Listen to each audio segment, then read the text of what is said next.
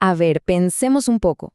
¿Cómo serían las reuniones de las primeras comunidades cristianas? Bueno, hoy nos vamos a meter de lleno en una carta del primer siglo que nos revela conflictos que, la verdad, suenan bastante modernos. Hablaremos de orden, de roles, de unidad, todo en la antigua y caótica ciudad de Corinto.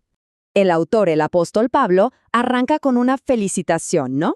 Pero ojo, que este tono amable no nos confunda. Es como la calma antes de la tormenta, porque justo después se lanza a tratar dos temas, pero ¿qué temas? Explosivos. Por un lado, una disputa sobre cómo comportarse en el culto, y por otro, una división social que estaba, literalmente, destrozando su comida más sagrada. Ok, entremos al primer punto de conflicto. Y este giraba en torno a una cuestión muy visual y con mucho simbolismo.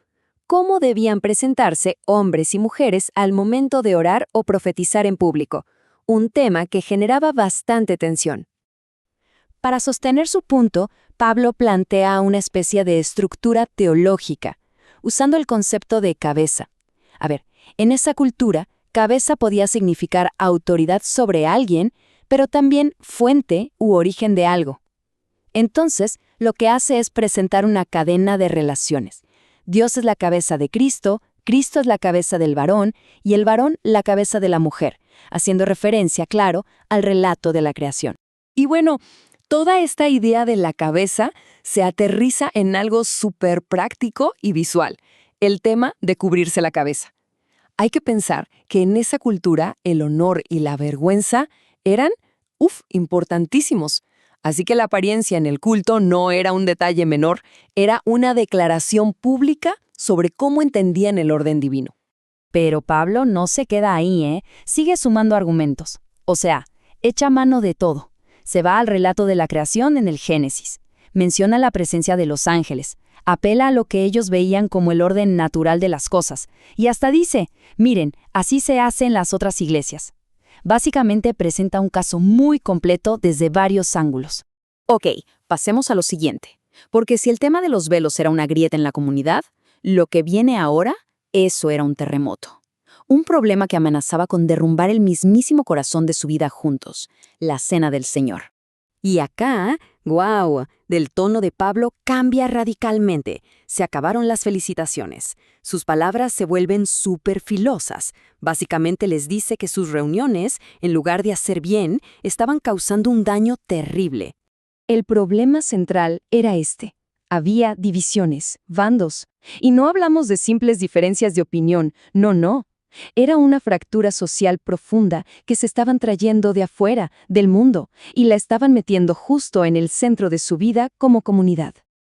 Tratemos de imaginar la escena.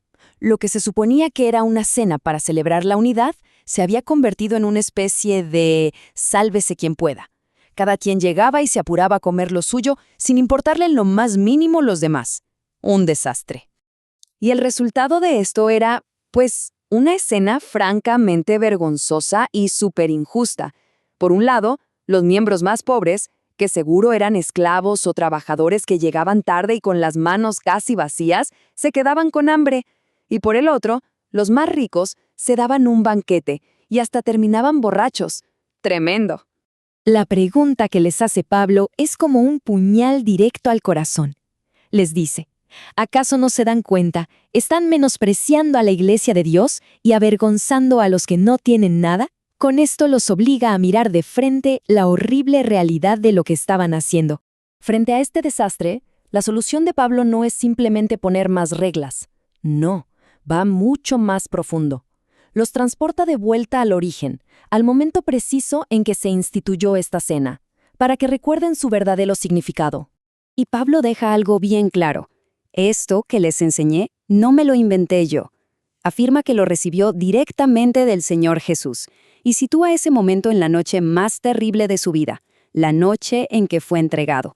Esto le da un peso tremendo. Primero, el pan. Les recuerda las palabras, este es mi cuerpo, que por ustedes es entregado. Ese pan partido es un símbolo fuertísimo de su sacrificio. Y el mandato es súper claro, hagan esto en memoria de mí. Después, la copa de vino. Representa el nuevo pacto en su sangre. o sea, una forma totalmente nueva de relacionarse con Dios, sellada por su sacrificio. Y de nuevo, la misma instrucción. Háganlo para recordarlo. Y acá está el punto clave, el que los corintios habían olvidado por completo. Cada vez que participaban, no solo estaban recordando algo del pasado, no, estaban proclamando, anunciando la muerte del Señor. Era una declaración pública, con los ojos puestos en su regreso. Bueno, toda esta enseñanza llega a su clímax con una advertencia final, y es muy, muy seria. Es un llamado urgente a que cada uno se examine a sí mismo para evitar el juicio. Pablo les advierte que no participen indignamente. Y aclara qué significa eso, que es muy importante. No se trata de ser perfecto, nadie lo es. Se trata de no discernir el cuerpo. ¿Y qué es eso? En este contexto, es ignorar la unidad de la Iglesia. Es actuar como si los demás creyentes no existieran o no importaran. Y las consecuencias que menciona por esta falta de unidad son, de verdad, impactantes. El texto conecta directamente el mal uso de la cena del Señor con que muchos en la comunidad estuvieran enfermos, débiles e incluso que algunos hubieran muerto. Es fuertísimo.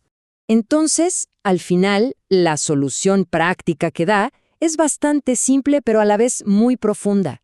Primero, que cada uno se examine internamente. Segundo, que levanten la vista y se esperen unos a otros al reunirse. Y tercero, si alguien tiene hambre, que coma en su casa. El objetivo es súper claro: recuperar el respeto mutuo, el orden y, lo más importante de todo, la unidad.